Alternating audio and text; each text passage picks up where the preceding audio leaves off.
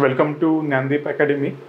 Previous year questions ह्या सिरीजमध्ये तुमचं सगळ्यांचं स्वागत आहे. आणि आज आपण पॉलिटिकल सायन्स अँड इंटरनॅशनल रिलेशन्समध्ये सेक्शन ए यातले काही क्वेश्चन्स आपण डिस्कस करणार आहोत. तर थेट आपण क्वेश्चनकडे वळूयात आणि त्याचा आन्सर कसं लिहायचं आहे त्याचे गाईडलाईन्स आपण बघूयात.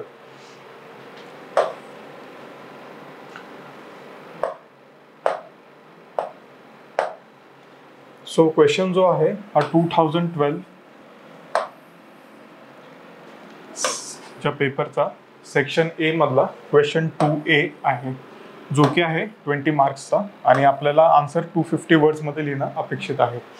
तर क्वेश्चन हा आहे की what is meant by relative autonomy of a state in Marxist analysis. तर ह्या केसमध्ये आपल्याला मार्क्सिस्ट व्ह्यूमध्ये जे काही स्कॉलर्स आहेत त्यांचं स्टेटबद्दलचं परसेप्शन रिलेटिव्ह ऑटोनॉमी ह्या पर्स्पेक्टिव्हनी कसं होतं हे आपल्याला जाणून घ्यायचं आहे. तर बेसिकली आपल्याला माहिती आहे की मार्क्सिस्ट थिअरीमध्ये स्टेटबद्दलचे दोन व्ह्यूज आहेत, एक इन्स्ट्रुमेंटलिस्ट आहे आणि दुसरं रिलेटिव्ह ऑटोनॉमी आहे.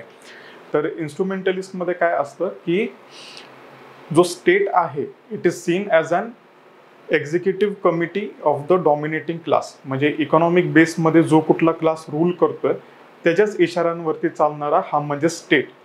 हे इन्स्ट्रुमेंटलिस्ट व्ह्यू आहे जिथं स्टेटला स्वतःचा काही एक्झिस्टन्स नाही आहे. आणि ह्या प्रश्नामध्ये आपल्याला जे विचारलं आहे that is relative autonomy.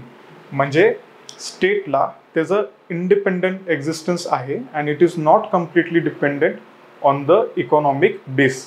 Okay, so ह्या रिलेटिव्ह ऑटोनॉमीबद्दल आपल्याला ह्या प्रश्नामध्ये विचारलं आहे. तर आपण पहिलं बघूयात की ह्याचं इंट्रो कसा असायला पाहिजे, एक इफेक्टिव्ह इंट्रो कसा असायला हवं. तर इंट्रोमध्ये माझ्या मते तुम्ही नेहमी असे शब्द लिहिले पाहिजे ज्यातून एक्झामिनरला हे कळलं पाहिजे की तुम्हाला प्रश्न समजलाय. आता रिलेटिव्ह ऑटोनॉमी ऑफ द स्टेटबद्दल विचारलंय तर इंट्रोडक्शनमध्ये तुम्ही हे लिहा की तुम्हाला हे माहिती की मार्क्सिस्ट अनालिसिसमध्ये स्टेटबद्दलचे दोन व्ह्यूज आहेत, one is relative autonomy and instrumentalist. त्यामध्ये इन्स्ट्रुमेंटलिस्ट तुम्ही खूप ब्रीफली सांगा. इन्स्ट्रुमेंटलिस्ट म्हणजे काय?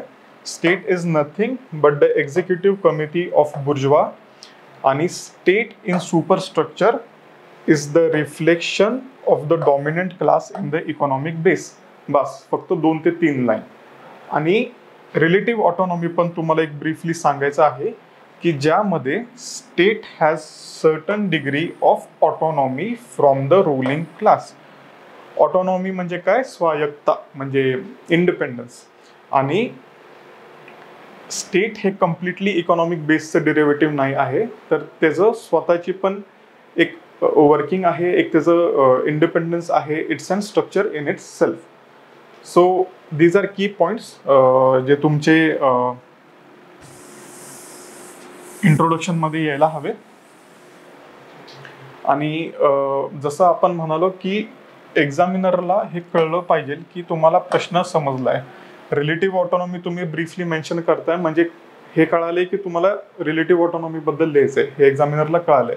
आणि त्या व्यतिरिक्त त्याला हे पण माहिती की तुमचं अंडरस्टँडिंग कॉम्प्रिहेन्सिव्ह आहे. रिलेटिव्ह ऑटोनॉमीच्या विपरीत एक इन्स्ट्रुमेंटलिस्ट व्ह्यू पण आहे जो की तुम्हाला माहिती आहे, ज्याच्याबद्दल तुम्ही खूप ब्रीफली सांगताय. ठीक आहे, कारण की प्रश्न आपल्या रिलेटिव्ह ऑटोनॉमीवरती आपल्याला ह्याच्यावरतीच फोकस करायचं.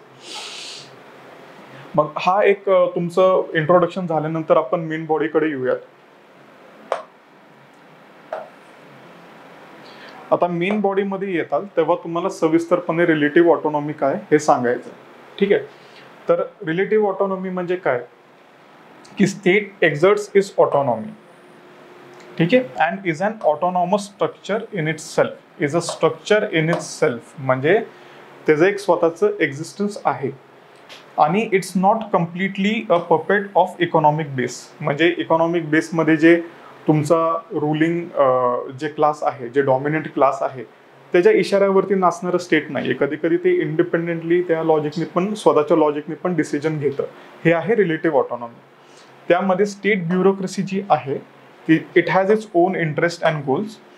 आणि ही सिच्युएशन अशी येते जेव्हा एखादा डॉमिनंट क्लास नाही आहे तुमचा बेसमध्ये. There are multiple classes which are competing for dominance.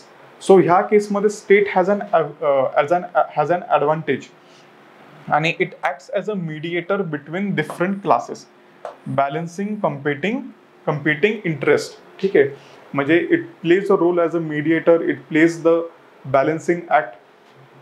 आणि या व्यतिरिक्त काही इकॉनॉमिक प्लॅनिंग असतील, वेलफेअर प्रोव्हिजन्स असतील किंवा पॉलिटिकल स्टेबिलिटीबद्दल काही की रोल स्टेटला प्ले करायचा असेल, त्याबद्दल काही डिसिजन्स घ्यायचे असतील, तर तेव्हा पण ती तिची रिलेटिव्ह ऑटोनॉमी एक्झर्ट करते. सो मार्क्सिस्ट अनालिसिसमध्ये ना ही जी स्टेटची ऑटोनॉमी आहे ही वेगवेगळ्या थिंकर्सनी सांगितलेली आहे वेगवेगळ्या कॉन्टेक्स्टमध्ये. ठीक आहे, तर आता हे थिंकर्स कोण आहेत? मार्क्सिझम म्हणजे फक्त कार्ल मार्क्स का? तर नाही, मार्क्सिझम ह्या अनालिसिसमध्ये बाकीचे स्कॉलर्स पण आहेत आणि आपल्याला त्यांच्याबद्दल पण व्ह्यूज लिहायचे आहेत. ठीक आहे, so this is key note की Marx analysis is not only about Marx but other scholars as well जे मार्क्सिझमशी असोसिएटेड आहेत. ठीक आहे, सो मेन बॉडीमध्ये we have seen the relative autonomy of the state. आणि आता आपण वेगवेगळ्या स्कॉलर्सचे व्ह्यूज बघूयात ह्याबद्दल. ठीक आहे, so let's begin with Karl Marx himself. Karl मार्क्सचा एक एसे होता ज्याचं नाव आहे 18th ब्रुमेअर ऑफ लुई बोनापार्टे.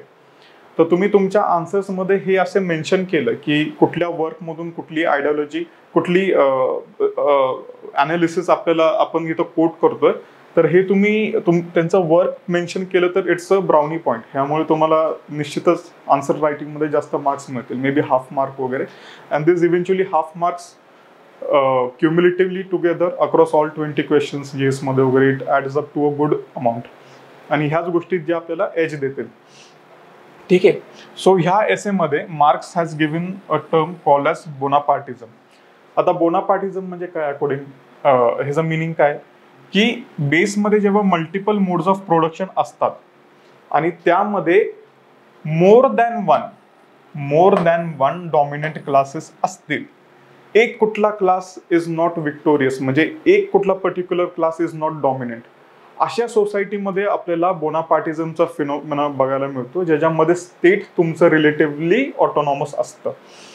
ठीक आहे, तर ह्या केसमध्ये state executive is powerful, state gets an autonomy आणि state plays a balancing act between different classes. ठीक आहे, आणि there is a competition amongst the classes to gain state support. So here we can see एक कुठला class dominant नाहीये, there are conflicting classes आणि त्यामुळे state has an advantage of being autonomous. थोडासा एक अप्पर हँड आहे स्टेटला and that's why state can act relatively in an autonomous manner, in an independent manner. ठीक आहे, so first we have seen about Karl Marx, his view on relative autonomy of state. As I said, फक्त Karl Marx हा मार्क्सिझमशी related thinker नव्हे तर अजून पण आहेत. तर अँटोनियो ग्राम्स्की ह्याच्याबद्दल ह्यांचं जे वर्क आहे ह्यातून पण आपल्याला थोडंसं रिलेटिव्ह ऑटोनॉमी ऑफ स्टेट बद्दलचं हिंट्स मिळतात. ह्यांनी पण थोड्याशा रिलेटिव्ह ऑटोनॉमी बद्दल म्हणाले, त्यांचे व्ह्यूज व्यक्त केलेत. तर ह्या केसमध्ये काय, हे जे एक ब्रीफ कॉन्टेक्स्ट द्यायचे म्हणले तर हे इटलीमधले ह्यांचा काळ होता मुसोलिनीच्या वेळेसचा आणि इटली हे मॉडर्न स्टेट होतं, इंडस्ट्रियलाइज होतं. तर मार्क्सनी जसं प्रेडिक्ट केलं होतं की तुमच्या बेसमध्ये there would be a रिव्हॉल्ट of प्रोलेटरिएट, म्हणजे जे वर्किंग क्लास आहे ते रिव्होल्ट करतील अगेन्स्ट द कॅपिटलिस्ट क्लास. तसं झालं नाहीये, सगळ्या कंडिशन्स फुलफिल होत होत्या. मॉडर्न स्टेट आहे, परत इंडस्ट्रियलाइज्ड इकॉनॉमी आहे. ठीक आहे, पण तरी बेसमध्ये प्रोलेटरिएट किंवा वर्कर्सचं रिव्होल्ट होत नाहीये. तर असं का? तर हे ग्राम्स्कीनी चिंतन केलं आणि त्यावरून त्याचा असं म्हणणं आलं की जे मार्क्सनी इकॉनॉमिक बेसला जे महत्त्व दिलंय की इकॉनॉमिक बेसमध्ये रिव्होल्ट होईल, चेंज होईल आणि ते सुपरस्ट्रक्चर म्हणजे स्टेटमध्ये ते ऑटोमॅटिकली रिफ्लेक्ट होईल. तर हे असं होत नाहीये का? तर मार्क्सने इकॉनॉमिक बेसला जास्त इम्पॉर्टन्स दिलाय, ओव्हर डिटरमाइन केलंय, ओव्हर इम्पॉर्टन्स दिलाय आणि सुपरस्ट्रक्चरला नाहीसा रिलेव्हन्स. मार्क्सचं म्हणणं असं होतं की जे पण इकॉनॉमिक बेसमध्ये होईल ते सुपरस्ट्रक्चरमध्ये रिफ्लेक्ट होतं. पण ग्राम्स्की काय म्हणाला की स्टेट आणि इकॉनॉमिक बेसच्या मध्ये एक सिव्हिल सोसायटी नावाचं स्ट्रक्चर आहे जे एक हेजेमनी म्हणजे एक फेवर एक आयडिओलॉजिकल फेवर, एक सॉफ्ट पॉवर डॉमिनेशन हे कॅपिटलिस्ट क्लासच्या फेवरमध्ये जनरेट करतंय आणि त्यामुळे सर्वसामान्यांना हे जर जाणवतच नाही की आपल्यावरती काहीतरी ऑपरेशन होतंय किंवा there is something unjust happening to us. So that's why what Gramsci said की ही सिव्हिल सोसायटी ना, इट इज अ साइट म्हणजे it is a place for manufacturing consent in favour of capitalist class. तर ह्या गोष्टीला ग्राम्स्कीनी hegemony म्हणलंय आणि this is manufactured in civil society. So ह्या दोन गोष्टींचं एक इंडिपेंडेंट एक्झिस्टन्स, सिव्हिल सोसायटीचं इंडिपेंडेंट एक्झिस्टन्स जे इकॉनॉमिक बेसचं ओव्हर डिटर्मिनिझम जरासं कमी करतं, म्हणून ह्या थॉटला पण आपण रिलेटिव्ह ऑटोनॉमी ऑफ स्टेटमध्ये गृहीत कन्सिडर करतो. तर ह्या केसमध्ये मी ऑलरेडी एक्सप्लेन केलंच आहे, पण हे institutions of superstructures are also structures in itself, हे ग्राम्स्कीचं म्हणणं आहे. सिव्हिल सोसायटी म्हणजे काय? मीडिया, चर्च, एज्युकेशनल इन्स्टिट्यूशन्स, जे काही नॉर्मल इन्स्टिट्यूशन्स असतात आपल्या सोसायटीमध्ये, ते त्यांच्या म्हणजे मेसेजेस थ्रू किंवा बोलण्यातनं किंवा ह्या सगळ्या गोष्टीतून एक अशी एक कन्सेंट, एक आयडिओलॉजिकल पॉवर अशी जनरेट होती, ज्यामुळे जे सर्वसामान्य माणसं आहेत त्यांच्यामध्ये एक अशी फिलिंग जनरेट केली जाते की कॅपिटलिझम असं काय वाईट नाहीये किंवा त्याचे पेरिल्स त्यामुळे ते माणसाला जाणवत नाहीत. सो हे होतं ग्राम्स्कीचं आणि तो म्हणतो की नुसतं इकॉनॉमिक बेसमध्ये आपल्याला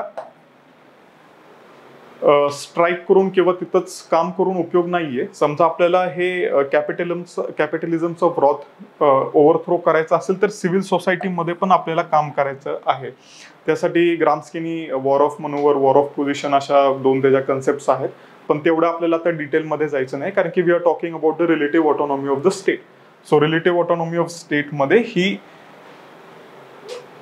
provides a picture in which जे बेसचं खूप जास्त इम्पॉर्टन्स आहे त्यावरनं ते शिफ्ट होता सिव्हिल सोसायटीचं पण इम्पॉर्टन्स आहे आणि it's a structure in itself, हे ग्राम्स्की सांगतात. So this we will mention in the answer.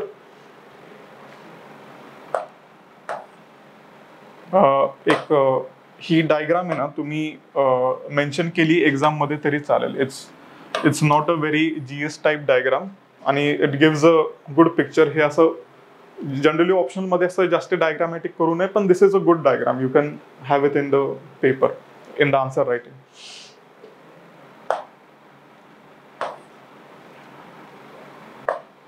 मग next scholar that will talk about is Louis Althusser. हे लुई अल्थुझर जे आहेत त्यांनी मल्टी स्ट्रक्चरल अनालिसिस बद्दल बोललेत की जे सुपरस्ट्रक्चरमध्ये जे मल्टिपल स्ट्रक्चर असतात, जसं इकॉनॉमिकल स्ट्रक्चर्स काय असतील, पॉलिटिकल असतील, कल्चरल असतील, रिलिजियस असतील, हे सगळे जे आहेत ना हे इंटरकनेक्टेड स्ट्रक्चर आहेत. आणि जसं मार्क्स म्हणाले होते की फक्त इकॉनॉमिक बेसमध्येच चेंज होईल आणि तो सुपरस्ट्रक्चरमध्ये परमिएट होईल किंवा रिफ्लेक्ट होईल, तर अल्थुझर म्हणतात की असं नाहीये. जे सुपरस्ट्रक्चरमधले जे स्ट्रक्चर्स आहेत ते पण those are structures in themselves. त्यांची पण एक इम्पॉर्टन्स आहे, त्यांचं पण एक स्वायत्ता आहे, ऑटोनॉमी आहे आणि ते त्यांच्या लॉजिक प्रमाणे काम करतात. म्हणजे असं नेसेसरी नाहीये की समजा तुमचं पॉलिटिकल सुपरस्ट्रक्चर असेल तर it will be dependent, highly dependent, म्हणजे इकॉनॉमिक बेसमध्ये होईल तसंच ते त्यात रिफ्लेक्ट होईल, तर असं नाहीये. पॉलिटिकल स्ट्रक्चर जे आहे त्याचे जे इक्वेशन्स आहेत ते त्यांच्याप्रमाणे काम करतात, त्यांच्या लॉजिक प्रमाणे करतात. ठीक आहे, इंटरकनेक्टेडनेस आहे, इंटरडिपेंडन्स आहे, पण one cannot undermine the independence of these structures आणि त्यांचं लॉजिक आणि त्यांचं एक्झिस्टन्स ऑफ देअर ओन. ठीक आहे. तर सिमिलरली ही सेज की मार्क्सचं जे इकॉनॉमिक्स फॅक्टर जे आहे ते ओव्हर डिटरमाइंड आहे आणि जे इकॉनॉमिक बेसमध्येच चेंज व्हायचं आहे तर असं काही नाही. Change can happen in any structure. ठीक आहे.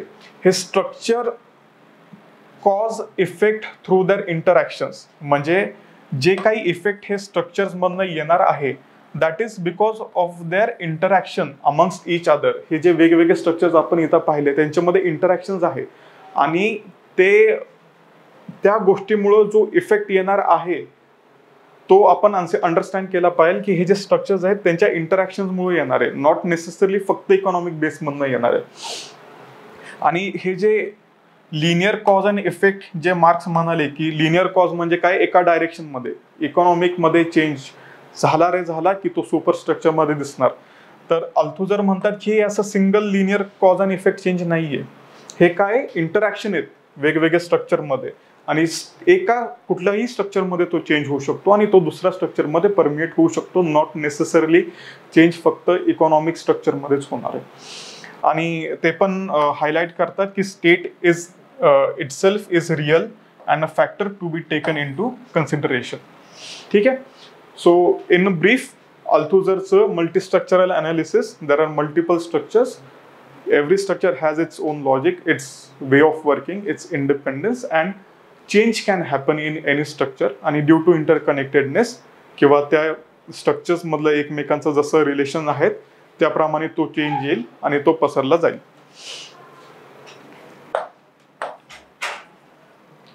नाव next scholar Marxist analysis of relative autonomy of state मध्ये आहे निकोलस पोलांजास.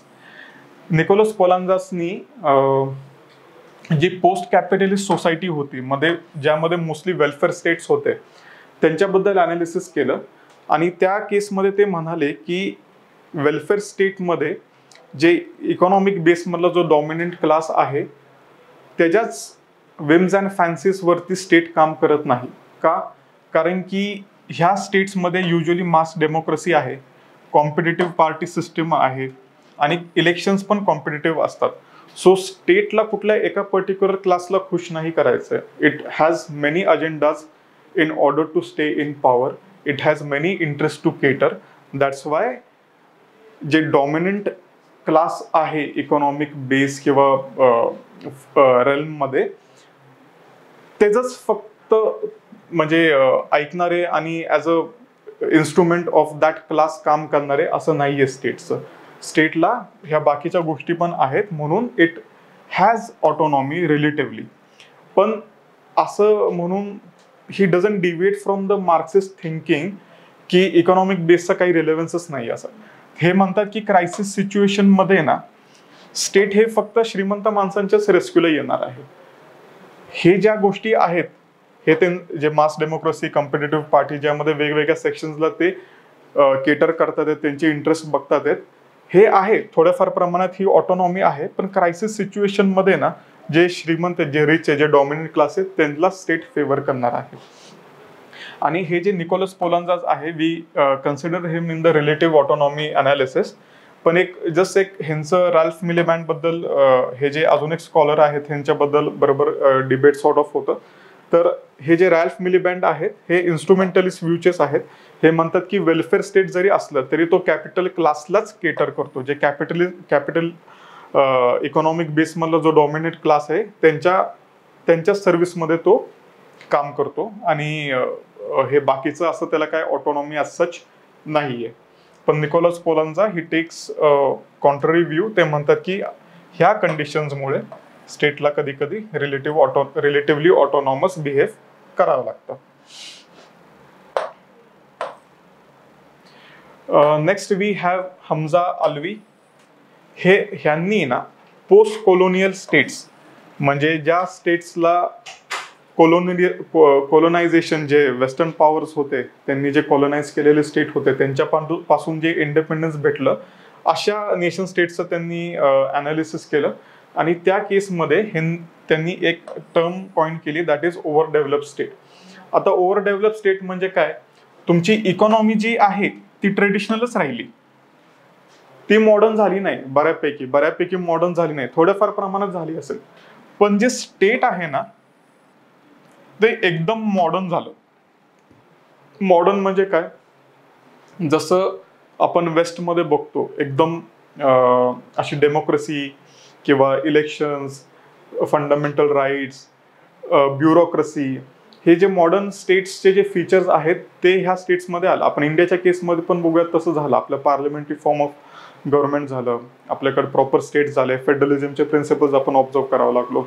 जे काही वेस्टर्न इन्फ्लुएन्स होता मॉडर्न स्टेट्सचा ते आपल्या पॉलिटीमध्ये आलं, because we were ruled by Britishers. So आपली पॉलिटी तशी झाली, ठीक आहे, सेंट्रलाइज. पण आपली जी इकॉनॉमी ना ती बऱ्यापैकी ट्रेडिशनल राहिली, म्हणजे agriculture still constitutes a major part of the economy. We were not completely industrialise back then, आता पण नाही होत, पण इकॉनॉमी जी मॉडर्न आहे कम्पेअर्ड टू वेस्टर्न सोसायटीज, तशी आपली इकॉनॉमी मॉडर्न तेव्हाही नाहीये आणि अजूनही नाहीये तेवढी म्हणावं. सो ह्यांनी ही म्हणजे एक डिफरन्स स्पॉट केला की पॉलिटिकल तुमचं जे स्ट्रक्चर आहे ते मॉडर्न आहे पण इकॉनॉमी ट्रेडिशनल आहे. सो ह्या केसमध्ये काय होतं, एक बोनापार्टिझम जे आपण मार्क्सची जी 18 ब्रुमेरमध्ये आपण जे हा कन्सेप्ट पाहिला होता, तशी सिच्युएशन निर्माण होते की ज्यामध्ये स्टेटला एक रिलेटिव्ह ऑटोनॉमी भेटते. आणि स्टेट काय करतं, इट मीडिएट्स म्हणजे काय, बॅलन्सिंग ऍक्ट, मध्यस्थी करतं ऑन बिहाफ ऑफ 3 क्लासेस.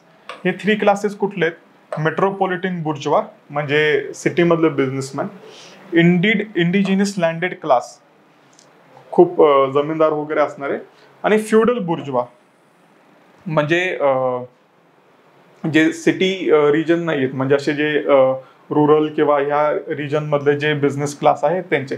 हे 3 जे मेजर डॉमिनंट क्लासेस आहेत, ह्यांच्यामध्ये मीडिएशन किंवा बॅलन्सिंग ऍक्ट, कुणाला फेवर करणं कुणाला नाही करणं, आपला फायदा कसं बघून घेणं, ही अशी कंडिशन निर्माण होती. आणि त्या केसमध्ये हे स्टेट मीडिएशन करतं.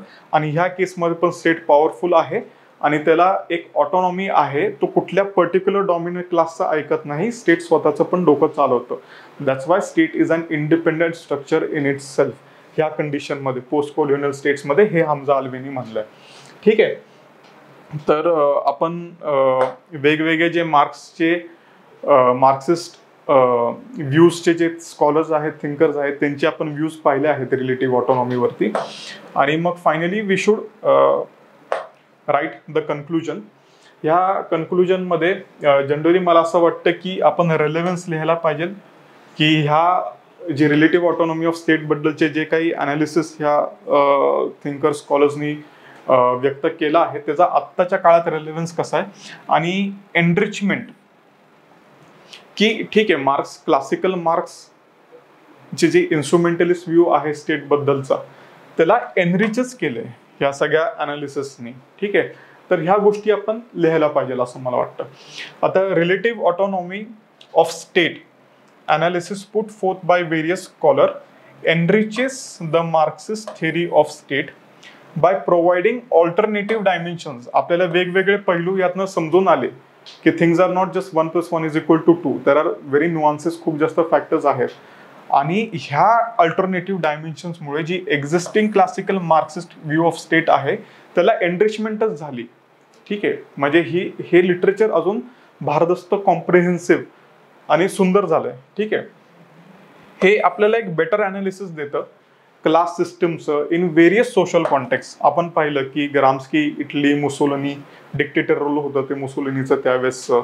परत Hamza Alavi post colonial state, Nicolas Poulantzas welfare state. हे असे वेगवेगळे सोशल कॉन्टेक्स्टमध्ये आपल्याला वेगवेगळे डायमेन्शन्स समजले. आणि त्यामुळे आपल्याला जे नुआन्सेस आहेत, म्हणजे छोट्या छोट्या गोष्टी स्टेट बद्दलच्या ॲज अ स्ट्रक्चर, हे आपल्याला कळायला, ठीक आहे. सो कन्क्लुजनमध्ये हेच लिहायचंय आपल्याला की हे जे काही थॉट्स आहेत त्यांनी वेगवेगळे डायमेन्शन्स दिले आणि ह्या गोष्टी मार्क्सिझम ॲज अ होल ह्याला एनरिच केला आहे. आणि आपल्याला वेगवेगळे नुआन्सेस स्टेटबद्दलचे वेगवेगळ्या सोशल कॉन्टेक्स्टमध्ये हे कळाले आहेत, ठीक आहे. सो दिस वॉज हे माझ्या पद्धतीने असं मला वाटतं की this could be an effective answer. Obviously there could be different structure that you can follow, अजून काय थॉट्स तुम्ही टाकू शकता. But by and large I think this would be an effective answer and fetch you good marks, ठीक आहे. So with this we come to the end of the answer. Thank you very much.